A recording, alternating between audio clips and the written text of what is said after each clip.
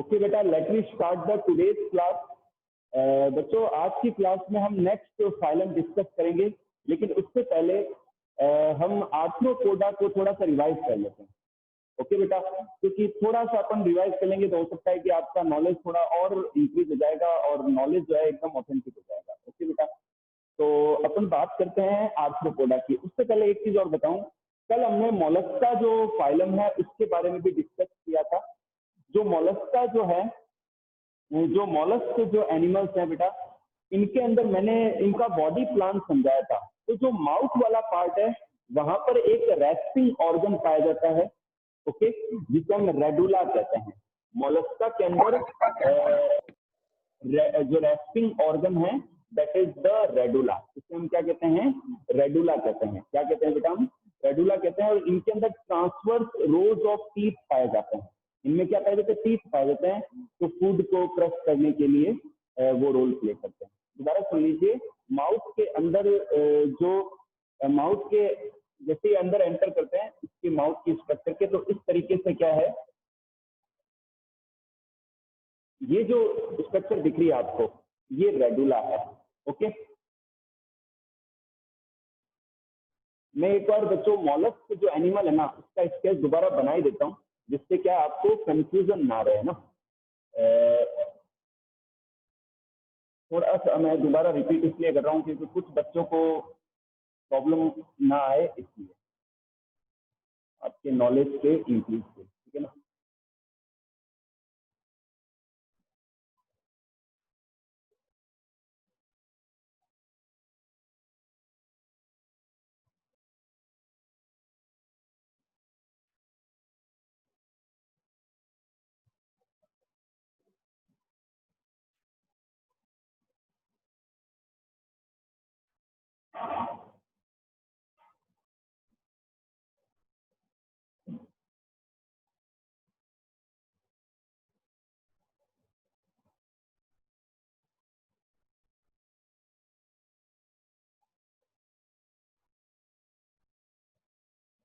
कुछ इस तरीके से कल मैंने एक स्केच ड्रॉ किया था।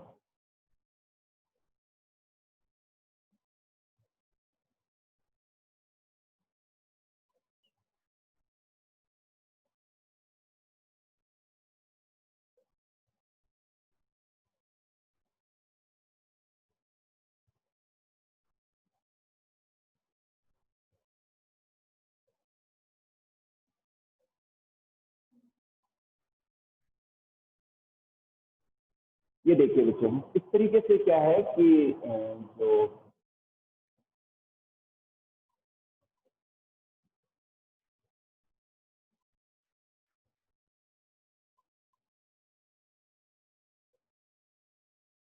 ये यहाँ पर टीनिडिया या गिल्स पाए जाते हैं ना, इस तरीके से। ठीक है बेटा, तो ये जो है ना पार्टिकल, एक्चुअल में कल समझाते समय ये चीज मैंने बनाई नहीं थी, तो मैं दोबारा बनाया है। इसलिए ये रेडुला है, तो ये रेस्पिंग ऑर्गन है, इनमें ये टीथ है, ट्रांसवर्स रोज ऑफ टीथ हैं जो कि क्रशिंग में हेल्प करते हैं।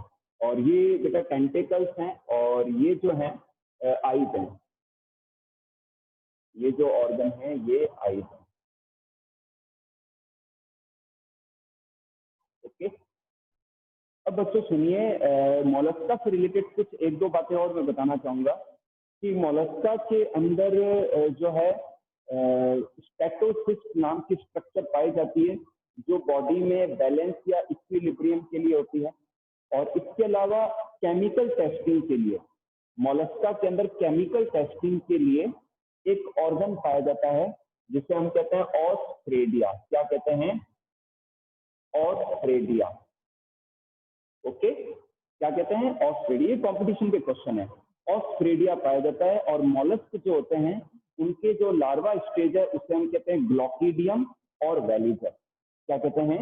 ग्लॉकीडियम और वेलिजर। ओके बेटा,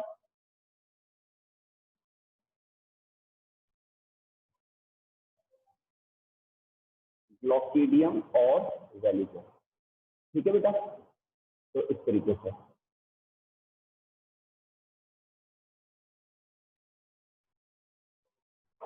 अब बच्चों बात करते हैं एट्थ जो फाइलम है,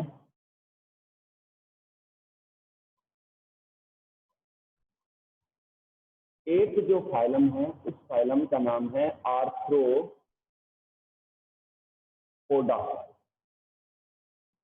क्या नाम है? आर्थ्रोपोडा। मैं इसको रिपीट इसलिए कर रहा हूँ कि कहीं कोई दिक्कत ना रहे आपको, तो एक बार और क्विक रिवाइज कर रहा हूँ इसको। आर्थ्रोपोडा के बारे में हम डिस्कस करते हैं। बच्चों, आर्थ्रो का मीनिंग होता है जॉइंटेड और पोडा का मीन होता है फीट, यानी कि इनके अंदर जॉइंटेड फीट पाए जाते हैं। इनके अंदर क्या पाए जाते हैं बेटा? Jointed feet. इनकी जुड़ी हुई टांगे जो है सेगमेंट के रूप में जॉइंटेड होते हैं। ओके। और ये इनमें टिश्यू लेवल का, sorry, organ system level of organisation पाया जाता है। ये ट्रिप्लोब्लास्टिक होते हैं, इनमें 3 जर्मिनल लेयर्स होती है। ये सीलोमेट होते हैं, लेकिन जो इनकी सिलोम होती है वो बहुत ही रिड्यूस्ड होती है। ओके। और इनकी सिलोम को हीमोसील कहते हैं बेटा। इनकी सिलोम को हम क्या कहते हैं? हीमोसील कहते हैं। और इनके अंदर जो है बॉडी को 2 या 3 भागों में बांटा जाता है, या तो हेड ट्रंक, हेड और ट्रंक, या फिर हेड, थोरैक्स और एब्डोमेन, ये 3 पार्ट हो गए, या हेड और ट्रंक हो गया। ओके। और इनके अंदर, हाँ, एक चीज और, इनके अंदर आईज पाई जाती है। इनके अंदर क्या पाई जाती है? आईज पाई जाती है फॉर द विजन। और इसके अलावा स्पेशल कुछ और स्ट्रक्चर्स होती है जिन्हें हम कहते हैं ओमेटिडिया। ओमेटिडिया नाम की स्ट्रक्चर होती है, ठीक है ना। एक्चुअल में जो आर्थ्रोपोड्स है इनका विजन मोजेक होता है, यानी कि जो ओमेटिडिया नाम की जो स्ट्रक्चर्स होती हैं उनमें कई सारी इमेजेस बनती हैं। तो जो स्लाइटेस्ट जो मूवमेंट है ना किसी भी आसपास में किसी एनिमल का, तो वो इनको इनके द्वारा सेंस कर लिया जाता है। तो ओमेटिडिया जो है पाई जाती है स्ट्रक्चर जो कि विजन में रोल प्ले करती है और स्लाइटेस्ट मूवमेंट को भी सेंस करवा देती है। इसके अलावा आगे की हेड के और टेंटेकल्स पाए जाते हैं सेंसेशन के लिए। ठीक है बेटा। अब बात करते हैं इनके अंदर जो है ओपन सर्कुलेटरी सिस्टम पाया जाता है, ठीक है ना। इनमें जो ब्लड है ओपनली फ्लो होता है, जो हार्ट है वो चैम्बर फॉर्म में होते हैं। ओके। और जो ब्लड होता है वो कलरलेस होता है। इनके अंदर किसी प्रकार का कोई रेस्पिरेटरी पिगमेंट नहीं पाया जाता है इनके अंदर। नर्वस सिस्टम की बात करें तो एंटीरियर पार्ट में एक नर्व रिंग पाई जाती है और फिर उनसे नर्व कोड निकलती है। ओके बेटा। और इनका जो एक्सोस्केलेटन है वो हार्ड होता है और काइटिनस होता है। जो एक्सोस्केलेटन है इनका वो काइटिन का बना होता है। किसका बना होता है? काइटिन का बना होता है, काइटिनस होता है। ओके। और ये जो काइटिनस एक्सोस्केलेटन है ये during the growth of arthropod bar bar remove होता रहता है, क्योंकि ये हार्ड होने की वजह से अंदर की बॉडी इनकी ग्रोथ नहीं कर सकती। ओके बेटा। तो क्या बार बार रिमूवल होता है, जिससे क्या है कि जब नया एक्सोस्केलेटन फॉर्म हो रहा होता है तो अंदर वो सॉफ्ट होता है, तो अंदर की बॉडी ग्रो होती रहती है। तो आर्थ्रोपोड्स की लाइफ साइकिल में बार बार एक्सोस्केलेटन के रिमूवल को हम क्या कहते हैं? मोल्टिंग कहते हैं। क्या कहते हैं बेटा? मोल्टिंग कहते हैं। ओके। और इसे हम एक डायसिस भी कहते हैं। क्या कहते हैं? एक डायसिस भी कहते हैं।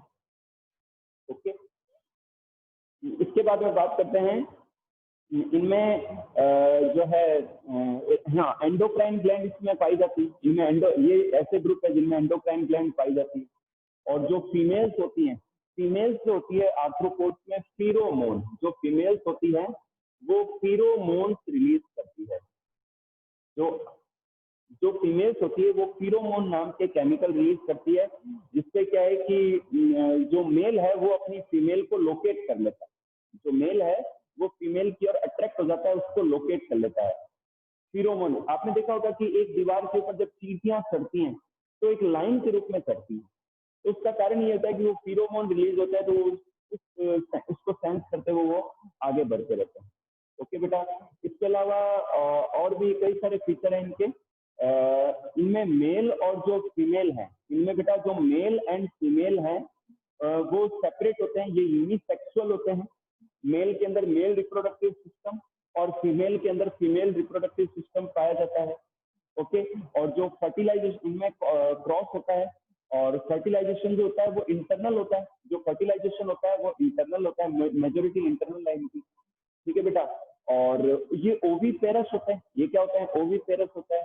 और इनके जो एक्वेटिक फॉर्म है, अच्छा, इनका जो डेवलपमेंट है वो इनडायरेक्ट होता है।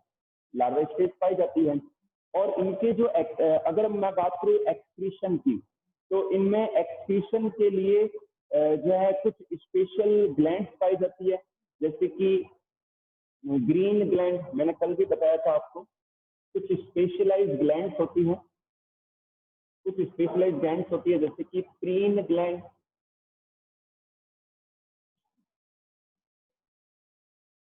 Coma, green gland,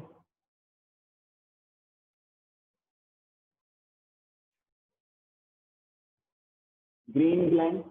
next Malpighian tubule, Malpighian tubule. Okay, तो जो ये ग्लैंड्स जो होती हैं ये तो एक्सटर्नली रिलीज कर देती है बॉडी के पास, जबकि जो मेल्पिगियन ट्यूब्यूल्स है ये कॉकरोचेस में पाई जाती हैं। तो जो मेल्पिगियन ट्यूब्यूल्स है ये अपने एक्सक्रीशन को जो डाइजेस्टिव ट्यूब है, जो डाइजेस्टिव डक्ट है उनके अंदर रिलीज करती है, जो डाइजेस्टिव ट्यूब है या जो डाइजेस्टिव डक्ट है उनके अंदर रिलीज करती है। ओके बेटा, अब बात करते हैं बच्चों, सारे पॉइंट है ना बच्चों, मैं आपको एक चीज क्लियर कर दूं, मैं जो भी पढ़ा रहा हूँ ना, अपना जो सिलेबस है ये नीट को कवर कर रहा है। ये जो जेट एग्जाम है, जो राजस्थान जेट या बीएचयू में जो जेट होता है, उन सभी एग्जाम्स के बायोलॉजी के कोर्स को कवर कर रहा है। तो बच्चों इसलिए कह रहा हूँ आप सभी मेरे साथ जुड़ के अपनी पढ़ाई को करिए। आप बेटा मैं गारंटी देता हूँ आपको कि ये 2 साल अगर आप 11th-12th यहाँ पढ़ लिए तो आपका कॉम्पिटिशन क्लियर हो जाएगा। मेरे कोई नॉन है, वो अपनी बेटी को पढ़ाना चाहते हैं, ठीक है ना, वो 12th दे चुकी है, वो जेट दिलाना चाहते हैं, लेकिन दिक्कत ये है कि उनकी 11th-12th इतनी स्ट्रांग नहीं है, तो वो बच्ची कर नहीं पा रही है। अभी लॉकडाउन में उनको कोई फैकल्टी भी नहीं मिल रही जो उनको अलग से पढ़ा सके, ठीक है ना बेटा। तो ऐसी गलती आपको नहीं करनी है, आपको 11th-12th में ही अपने नॉलेज को बूस्ट करना है। मैं सच में कह रहा हूँ बच्चों, आप जो बच्चे मेरे से पिछले 2 साल से पढ़ रहे हैं उनको पता है, अपनी स्कूल में जो पढ़ रहे हैं उनको पता है कि सर का क्या तरीका है पढ़ाने का। तो बच्चों मैं आपको गारंटीड कह रहा हूँ कि आपने अगर 11th-12th 2 साल अगर यहाँ पढ़ लिया तो आपका कंपटीशन तैयार हो जाएगा बायोलॉजी का। मेरा मेरा जो कंटेंट है जो मैं आपको पढ़ा रहा हूँ वो नीट के सिलेबस को कवर कर रहा है, वो आपके जेट के सिलेबस को भी कवर कर रहा है, और कोई फील्ड जो बायोलॉजी का है जिसमें बायोलॉजी के क्वेश्चन बनेंगे वो भी उसमें कवर होंगे। ओके बेटा, और हर चैप्टर के बाद में जो है मैं आपको ऑब्जेक्टिव और सब्जेक्टिव सीट देता हूँ, वो भी आपको हेल्प करेंगे आपके नॉलेज को इंक्रीज करने के लिए। ठीक है बेटा, तो आप सब बने रहें साथ साथ में और डेली क्लास ज्वाइन करें, आप रेगुलर क्लास में प्रेजेंट हैं। बच्चों मैं बताऊं, जैसे आप स्कूल आते हो ना, तो स्कूल में आपको एक माहौल मिलता है। आप कहीं एक जगह पर पढ़ने जाते हैं तो वहाँ एक माहौल मिलता है, आप जैसे कई फ्रेंड्स होते हैं तो आपको एक माहौल मिलता है, वहाँ फैकल्टी आती है आपको पढ़ाती है, तो इससे क्या है कि आप हैबिचुअल हो जाते हो और आपकी पढ़ाई बूस्ट हो जाती है ना। अभी क्या दिक्कत आ रही है, आप वर्क फ्रॉम होम कर रहे हो, यानी कि स्टडीज फ्रॉम होम कर रहे हो, तो घर में एक वो माहौल नहीं रहता, तो वैसी एनर्जी बन ही नहीं पाती। तो बच्चों इसका मैं आपको सुझाव दे रहा हूँ, 11th क्लास है ना, आप सभी को सुझाव दे रहा हूँ मैं, ध्यान से सुनना। आप सुबह उठिए, जल्दी उठ के आप बढ़िया से नहा धो के तैयार हो जाइए, ब्रेकफास्ट कीजिए बढ़िया, अच्छे कपड़े पहनिए और एक सेपरेट रूम तैयार कर लीजिए, क्योंकि ऑनलाइन लंबा चलने वाला है, ठीक है ना। ऐसे थोड़ी है, कई बच्चे ये सोच रहे हैं कि 2 महीने बाद में जो है इन्फेक्शन कम हो जाएगा वायरस का, ऐसा थोड़ी है ना। तो इतनी जल्दी इन्फेक्शन कम थोड़ी होगा, तो अपन को ऑनलाइन मोड में पढ़ना ही पड़ेगा। और बच्चों खाली 11th या 12th पास करना आपका एम नहीं है, आपका एम है जीवन में सक्सेसफुल होना। और वो सक्सेस आपको कब मिलेगी, जब आप अपने 12th के बाद के जो कंपटीशन के एग्जाम है वो जब क्लियर करोगे तब आप सफलता मिलेगी आपको। और वो कैसे मिलेगी, जब आप 11th से ही पढ़ोगे, क्योंकि मैंने पहले ही बताया आपको 60 से 70% सिलेबस 11th का है कंपटीशन के एग्जाम्स में। तो जो बच्चे अभी तक ये सोच रहे हैं कि इन्फेक्शन कम हो जाएगा तब हम क्लास ज्वाइन कर लेंगे, कुछ बच्चे ऐसे भी हैं जो ये सोच रहे हैं कि यार 10th का रिजल्ट आ जाएगा तब हम क्लास ज्वाइन कर लेंगे। क्या आपको पता नहीं है क्या कि आपने 10th के एग्जाम में क्या किया है? आपको पता नहीं है ये बात? बच्चों आपकी 10th हो चुकी है, ये मानो आप, क्योंकि आपने साल भर मेहनत की थी 10th के लिए। अब आपको आगे का सोचना, और अभी से शुरू करोगे तभी जो 2 साल का करिकुलम है और ये जो कंपटीशन का सिलेबस है ये कवर होगा टाइमली। ओके बेटा, तो आप सभी बने रहिए और घर के अंदर एक सेपरेट रूम बना लीजिए। ऐसे नहीं सोफे पर बैठे हो, बेड पर बैठे हो, ऑनलाइन क्लास चल रही है, नहीं बेटा, एक टेबल चेयर लगा लीजिए आप।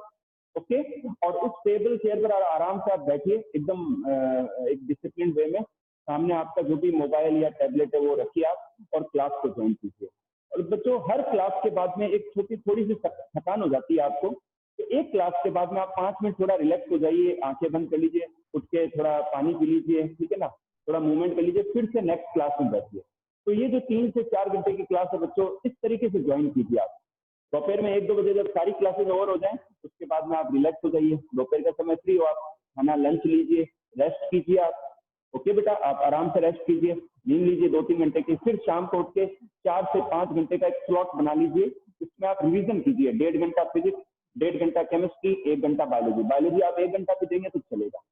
इसमें आपके जो नोट्स हैं, आपके जो असाइनमेंट वो भी कर सकते हैं, और वो हो जाए तब आप रिवीजन करिए बेटा।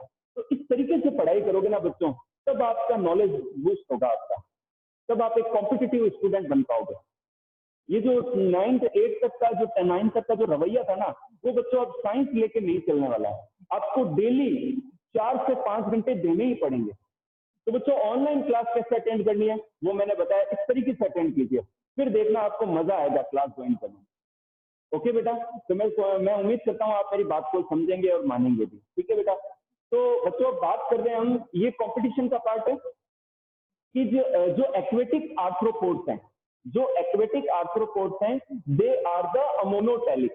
जो एक्वेटिक आर्थ्रोपोड्स हैं, they are the ammonotelic animal, वो अमोनिया रिलीज करते हैं। लेकिन जो लैंड आर्थ्रोपोड्स हैं, जो लैंड आर्थ्रोपोड्स हैं, वो रिलीज करते हैं यूरिक एसिड। क्या रिलीज करते हैं? यूरिक एसिड रिलीज करते हैं। ओके बेटा, तो ये आपको समझ में आया। इसके अलावा इनमें बायलैटरल सिमेट्री पाई जाती है। इनमें कैसी सिमेट्री पाई जाती है? बायलैटरल सिमेट्री पाई जाती है। For the respiration they have the tracheal system. इनके अंदर क्या पाया जाता है? ट्रेकियल सिस्टम पाया जाता है। फाइन ट्यूब्यूल्स का एक सिस्टम पाया जाता है जिनमें गैसेस जो है मूव करती हैं, और स्पाइरेकल्स पाए जाते हैं, छेद पाए जाते हैं गैस की एंट्री के लिए। तो ट्रेकियल सिस्टम पाया जाता है फॉर द रेस्पिरेशन। ओके, इसके अलावा स्कॉर्पियन में, किंग क्रैब में और दूसरे जो एनिमल हैं, इनके अंदर बुक लंग्स है, बुक गिल्स हैं, ये सब स्ट्रक्चर्स भी पाई जाती है। ओके बेटा, आपको बच्चों इनके कुछ एग्जांपल्स मैं बता देता हूँ आर्थ्रोपोडा के। लार्जेस्ट फाइलम, कल शोएब ने एक बात पूछी थी कि लार्जेस्ट फाइलम क्यों कहते हैं आर्थ्रोपोड्स को। तो बेटा हम बात कर रहे हैं आर्थ्रोपोड के एग्जांपल्स की। बहुत सारे एग्जाम्पल, लार्जेस्ट फाइलम इसलिए कहते हैं क्योंकि जितने सबसे ज्यादा जो एनिमल है ना, वो इसी फाइलम के हैं। सबसे ज्यादा एनिमल का जो नंबर है वो इसी फाइलम का, आर्थ्रोपोडा का, ठीक है ना, इसलिए इसे लार्जेस्ट फाइलम कहते हैं। ओके, मॉस्क्यूटो है, हाउस फ्लाई है, बटरफ्लाई है, रामदेव जी का घोड़ा है, ठीक है ना, ये सब आर्थ्रोपोड है, ठीक है ना। स्कॉर्पियन है, किंग क्रैब है, इंसेक्ट्स हैं, all these are the examples of arthropod. Okay बेटा, तो मैं समझता हूँ आपको ये फाइलम बहुत अच्छे से समझ में आया है।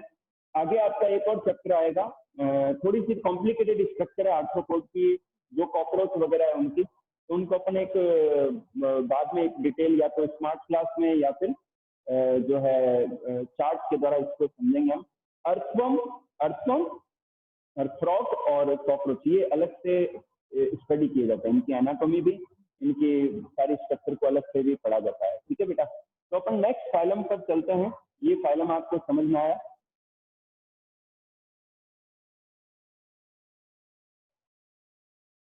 नाइन्थ फाइलम ले रहा हूं बेटा मैं, इकाइनोडर्मेटा।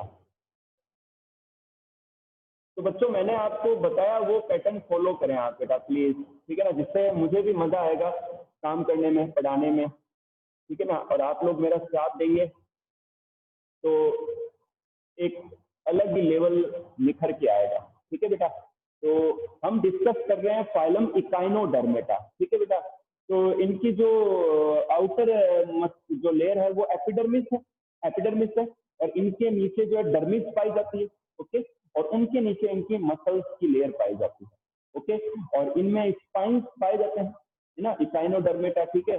और ये ट्रिप्लोब्लास्टिक होते हैं, 3 जर्मिनल लेयर्स होती है इनकी, ठीक है ना, एक्टोडम, मीजोडम और एंडोडम। ओके, और ये ऑर्गन सिस्टम लेवल का ऑर्गेनाइजेशन रखते हैं, ये ऑर्गन सिस्टम लेवल का ऑर्गेनाइजेशन पाया जाता है इनमें। और इनके अंदर ये मोस्टली एक्वेटिक होते हैं, ये मोस्टली क्या होते हैं? एक्वेटिक होते हैं, ठीक है बेटा।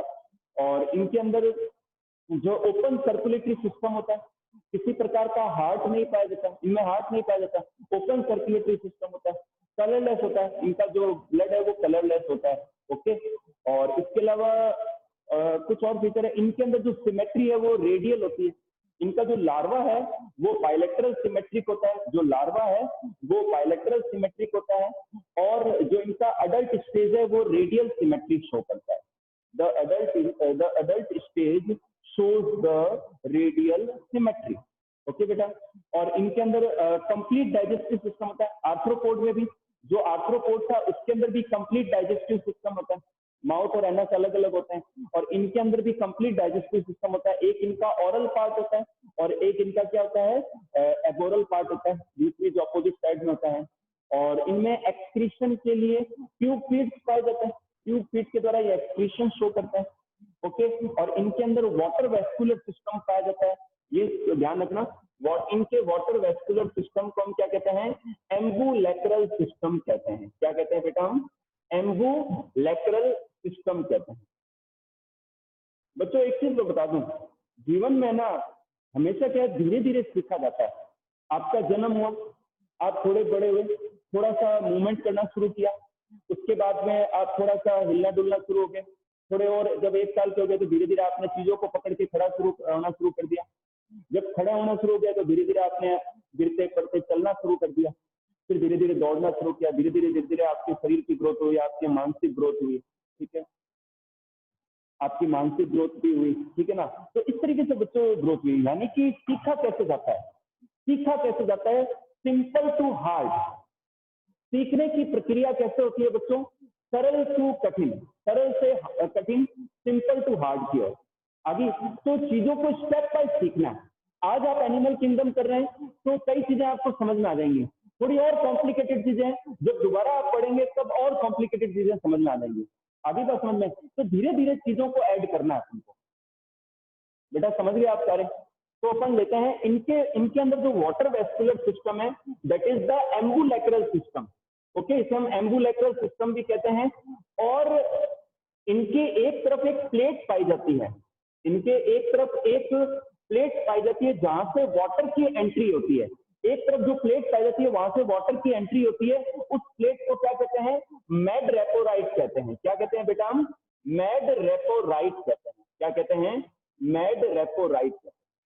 ओके बेटा, तो इस तरीके से क्या है कि इसाइनोडर्म्स के अंदर वाटर वेस्कुलर सिस्टम पाया जाता है, ट्यूब फीट के द्वारा एक्सक्रीशन होता है। ओके बेटा, और रेस्पिरेशन के लिए कोई स्पेशल ऑर्गन नहीं है, बॉडी सरफेस से भी हो सकता है और ट्यूब फीट के थ्रू भी हो सकता है रेस्पिरेशन। और इनमें सिलोम पाई जाती है, ये सिलोमेट होता है, और इनकी जो सिलोम होती है वो एंटेरोसील होती है। एंटेरोसील मैंने बताया था कि जो एंडोडर्म का जो पार्ट है, एक सेकेंड बेटा, इनकी जो सिलोम होती है वो एंटेरोसीलस होती है। क्या होती है बेटा, एंटेरोसीलस होती है। ओके, तो क्या होता है कि जो अंदर का जो इंटेस्टाइन का पार्ट है, जो एंडोडर्म का पार्ट है, वो पाउच के रूप में निकलता है। क्या निकलता है, पाउच के रूप में निकलता है, और वो पाउच के रूप में निकलता है, और फिर उस ऐसी सिलोम को हम क्या कहते हैं, एंटेरोसील कहते हैं। क्या कहते हैं बेटा, हम ऐसी सिलोम को हम कहते हैं एंटेरोसील।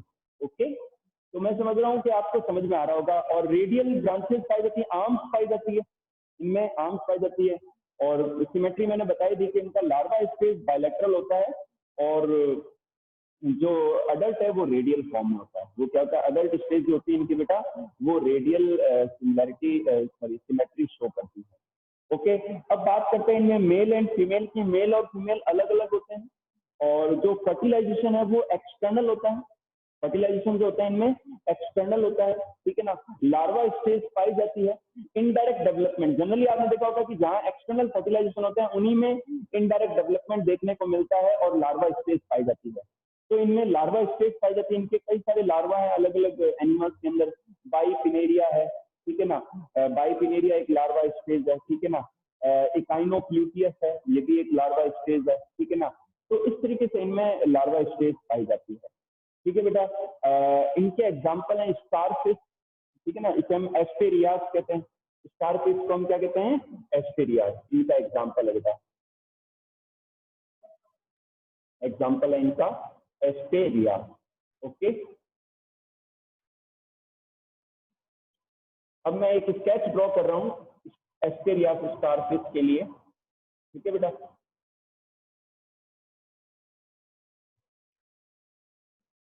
अच्छा नर्व रिंग पाई जाती है इनमें क्या पाई जाती है?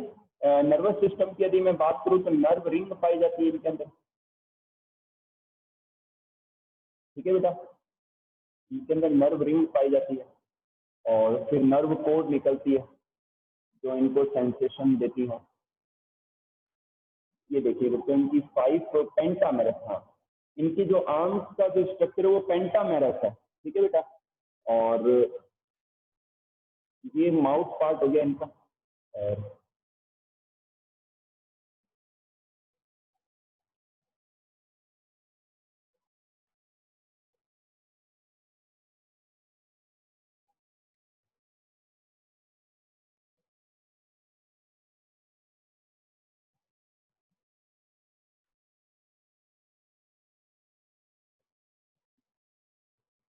ये बच्चों मैं ओरल ना बना रहा हूँ मैं।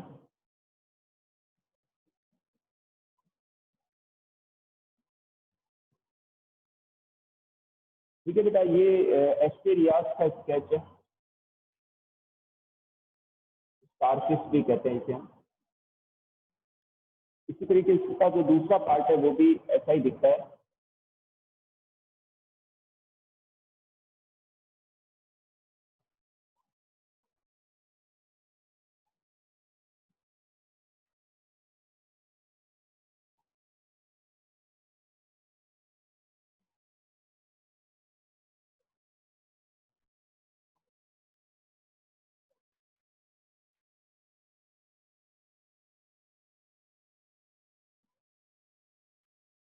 ठीक है बेटा, इस तरीके से।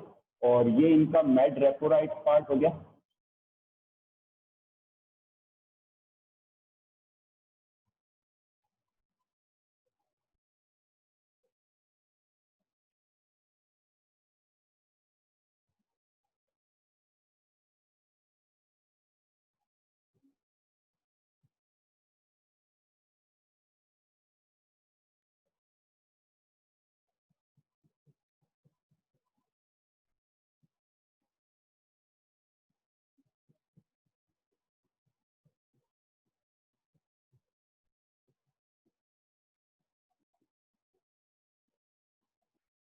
ठीक है बेटा, तो ये तो हो गया माउथ पार्ट। ठीक है, और ये इनका अपोजिट पार्ट हो गया। ठीक है, और ये इनका हो गया मैड रेपोराइट, जहां से वाटर की एंट्री होती है।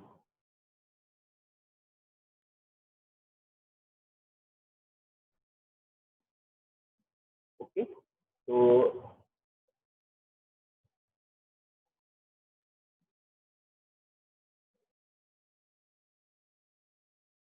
ये ओरल और ये एबोरल।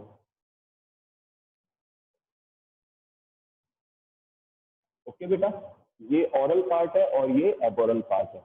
तो इनमें कंप्लीट डाइजेस्टिव देखने को मिलता है। तो मैं समझता हूँ, उम्मीद करता हूँ कि आपको जो फाइलम इकाइनोडर्मेटा है वो समझ में आया होगा। ओके बेटा, तो आज के टॉपिक को यहीं रोकते हैं। आपको फिर भी कोई डाउट हो तो आप मेरे से पूछ सकते हैं। कल की क्लास में हम नेक्स्ट टॉपिक स्टार्ट करेंगे, नेक्स्ट फाइलम स्टार्ट करेंगे। Thank you.